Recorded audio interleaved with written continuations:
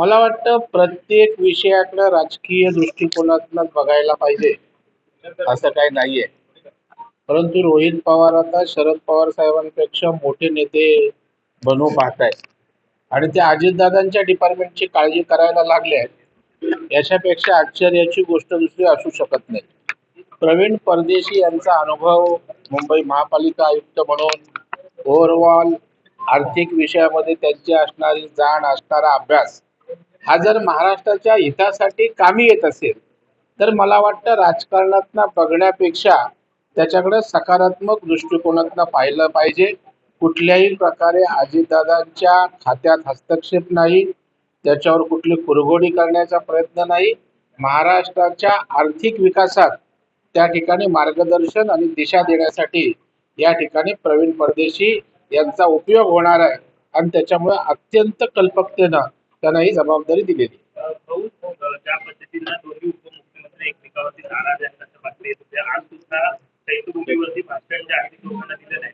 एकनाथ शिंदेने ठाण्यात जाऊन स्वतः पत्रकार परिषद घेतली आणि डॉक्टर बाबासाहेब आंबेडकर यांच्याबद्दल त्याची भावना जी आहे ती व्यक्त त्या ठिकाणी केली. त्यामुळे कुठेतरी विसंवाद दिसून येतो लोकांमध्ये अशी चर्चा पूर्ण करतो. नाही, तुमची दृष्टी खूप अत्यंत डेप्थने असते, त्याच्यामुळे तुम्हाला विसंवाद दिसतो. परंतु मी त्या गोष्टीचा साक्षीदार आहे. जे रायगडच्या किल्ल्यावर झालं तेव्हा ठरलंच होतं मुख्यमंत्री बोलणार. नंतर त्या ठिकाणी मुख्यमंत्र्यांनी सांगितलं शिंदे साहेबांनी बोलावं. त्यानंतर अजितदादा बोलले मला नको, उशीर झाला. त्याच्यामुळे हे सगळं समजून उमजून एकमेकांमध्ये होते. आता आजही खूप कार्यक्रम असतात आणि त्याच्यामुळे मुख्यमंत्रीच त्या ठिकाणी बोलले असतील. याचा अर्थ त्यांना जाणीवपूर्वक दोघांना बोलायला दिलं नाही. ही तुमची दृष्टी झाली. आमच्याकडे अशा प्रकारे कुठला विसंवाद नाही असायचं काही कारण नाही. भाऊ, वाल्मिक कराडच्या एन्काउंटरची मला ऑफर होती असं निलंबित पोलीस अधिकारी रणजित कासले यांनी दावा केला. नाही, मला वाटतं या संदर्भात मला कल्पना नाही नेमकं ते काय बोलले. या संदर्भात पोलीस जेव्हा इंट्रॉगेशन करतील किंवा माहिती घेतील त्यावेळेला खरं खोटं महाराष्ट्रातल्या जनतेसमोर येईल. आज बैठक झाली, 11 वर्षात काय केलं? फक्त हिंदू मुस्लिम आणि दलित सवर्णांमध्ये वाद पेटवला असा आरोप काँग्रेसचे प्रदेशाध्यक्ष करतायत. मोदी साहेबांनी काय केलं संपूर्ण देश पाहतोय. आपल्या देशाला जागतिक स्तरावर नावलौकिक देण्याचं काम मोदी साहेबांनी केलं. जगातली 5वी अर्थव्यवस्था करण्याचं काम मोदी साहेबांनी केलं. संविधानाचा जास्तीत जास्त सन्मान मोदी साहेबांनी केला. संविधानाचा जास्तीत जास्त अपमान आणि छेडछाड काँग्रेसने त्या ठिकाणी केलंय. दंगली जास्तीत जास्त काँग्रेसच्या कालावधीत भडकल्या. त्या ठिकाणी भारतीय जनता पार्टीच्या राजवटीत कमीत कमी गोष्टी या घडल्या. त्यांना वाटेल तेव्हा भूमिका मांडतील. संजय राऊतनी सांगून भूमिका मांडण्या एवढे देवेंद्रजी छोटे नाहीत आहेत. ते त्यांना फार गांभीर्यानं घेत नाहीत. म्हणून राऊत बोलतात म्हणून भूमिका मांडायची अशी काय आवश्यकता नाही. रणजित शिंदे असं म्हणाले की जशी राक्षसाला रक्ताची सवय लागते तशी भाजपला दंगलीची सवय आणि देश हळूहळू आता हिटलरशाहीकडे वळतो. मला वाटतं त्यांनी स्वतः आत्मपरीक्षण करावं.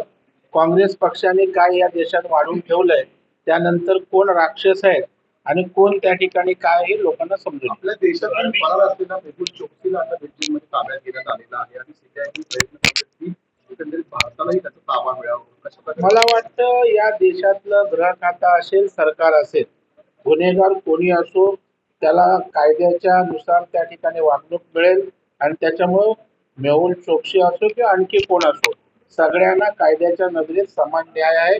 त्यांना त्या ठिकाणी आणखी कारवाई करतील. छत्रपती शिवाजी महाराजांचा अरबी समुद्राचा जो पुतळा 10% काम झालंय असा दावा चंद्रकांत पाटील यांनी केला. मला वाटतं या संदर्भामध्ये परवाच राज्याच्या मुख्यमंत्र्यांनी रायगडच्या किल्ल्यावर सांगितलंय की जे कोर्टाच्या दायऱ्यामध्ये अडकलेले लोकशाही मार्गाने आम्ही लढू, त्याच्या कोर्टाची मान्यता घेऊ आणि त्याच ठिकाणी लवकरात लवकर या विषयाची कार्यवाही आमची सुरू होईल. नाही, मला वाटतं दादा काय बोलले मला माहित नाही. दादांना तशा प्रकारचे संदर्भ असतील, त्यांना माहिती असेल म्हणून दादा आमचे ज्येष्ठ नेते आहेत, त्यांनी तशा प्रकारचं उद्गार किंवा भावना व्यक्त केली. मुंबईत सलमान खानला पुन्हा एकदा जीवे मारण्याची आलेली आहे. मुंबई वाहतूक पोलिसांच्या गाडी बॉम्ब उडून जातात. दहशत पसरवली जाते का मुंबईमध्ये? अशा प्रकारची दहशत मुंबईत चालणार नाही, महाराष्ट्रात चालणार नाही. या राज्याचे मुख्यमंत्री स्वतः गृहमंत्री आहेत.